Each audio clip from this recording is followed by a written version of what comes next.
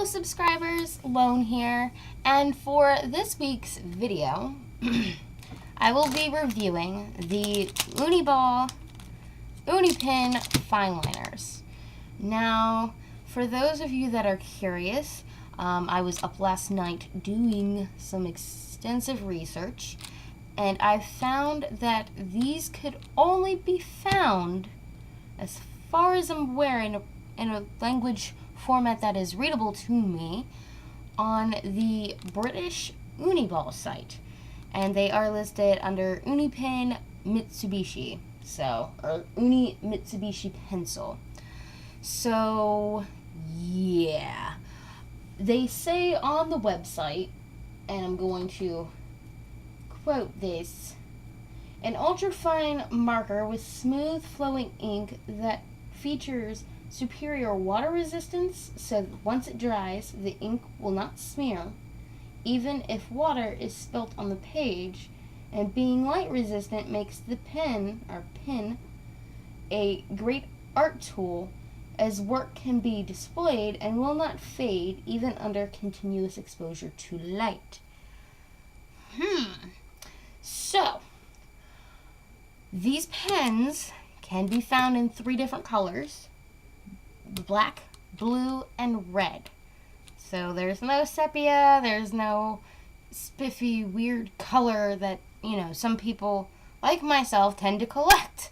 So, yeah.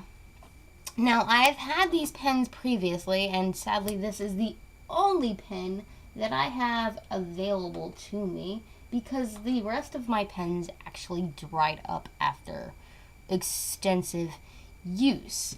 So I do have some prior knowledge to these pens, as displayed once I find it in this book.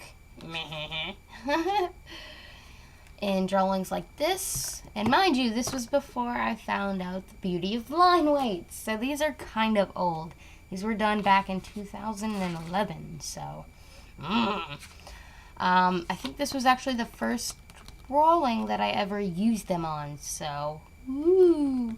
And then I also used them on this, and I have a notebook within the confines of all of my other sketchbooks that are just simply Uniball fine lined drawings, and that was back in like 2011, so crazy long time ago.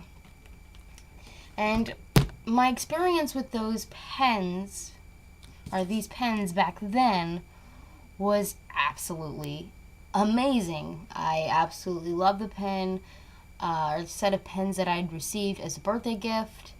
They handled my heavy hand very well. But as I was comparing this old pen to this new set of pens, even without me opening up this package, I noticed that this one is made in Japan and these are made in Vietnam. So I don't know if that's going to have anything to do with it, like the way that it works, but might as well give it another go, So hopefully you guys enjoy this.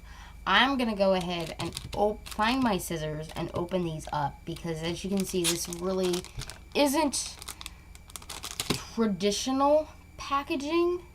In fact, I think where these were gotten from, the person just kind of put them in a baggie and taped a barcode on it. So I don't view this as official packaging, and I know for a fact you can buy these online individually.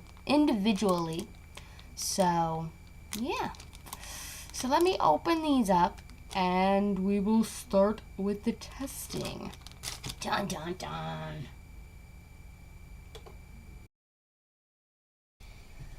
Okay guys, so these are the pens. I'm sorry about the shaded bits here on the side. That is because when I take off the books, it becomes so saturated with light that you cannot see what is here, which is the typical fade-proof and waterproof test for you all. But regardless, that'll be coming in a second. This right here is my pen from back in 2000 and 11. And as you can see, there has not been any fading on the sides of the pen or even on any part of the pen. There is a little bit of white, opaque white, from the days when I use it for splatter effect, but as you can see, easily wipe offable. So like these pens, they come with this nice nifty little window so that you can see the various nibs, even if, say, this were to rub off. But as you can see, this has hardly any damage to it, and this pen has gone through like 4 moves, so the condition of the outside of the pen is absolutely amazing. These pens, if you decide to get this set of 6, come in 6 different sizes: 0.05, 0.1, 0.2, 0.3, 0.5, and 0.8. And as you can see, they're really nice, really clean. And even though this is the 0.8 pen nib, it's the easiest way to show you what the nibs look like. The nibs are made out of felt, so occasionally there is going to be a little bit of what I like to call shredding or shedding, where as you use the pen, it sheds a little bit, but overall they're very durable. They handle, as far as I'm aware, really awesomely with heavy-handed people like myself. So yeah, let's get started with the test. So as you can see with the little piece of paper that is being used, we have a fade proof and waterproof because of the fact that these pens do say water and fade proof pigment ink. So let's start this test. I have let this sit for about 24 hours already to make sure that the inks are absorbed into the paper. And if you are curious as to what paper I am using, it is the Canson XL mixed media. So don't do that, folks, don't do that. So as you can see, and I'm putting this down, I don't know if the camera is shaking, I do apologize, but as you can see, it is not fading, and I am like putting it in. I am like rubbing it in, other than messing up the paper. And as you can see, unlike with the Peter Popper pens, there is no fading whatsoever, even whenever I was like laying into it as hard as I'm willing to lay into my inks once they're laid. Now the waterproof test. So we got this nice little cup of water. I got one of my paint brushes. So we're just gonna slather this on.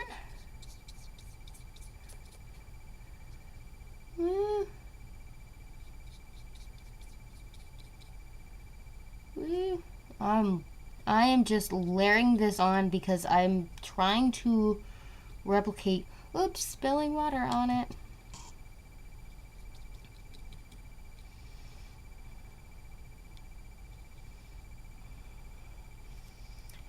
And as far as I'm able to tell, there isn't any kind of bleeding or smudging. I am going to go ahead and grab some tissue paper, dry this up a bit.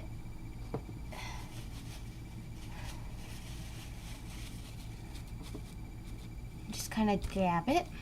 But as you can see, there is no smudging, there is no discoloration to it whatsoever. So this really, in my personal opinion so far, makes for a really awesome kind of inking pen. So I am going to go ahead, and now that we've done that, I'm going to go ahead and show you guys the inking process to this, and I'm going to kind of give my final thoughts on this pen. So here is my inking process. of my character Irie in a redesigned outfit.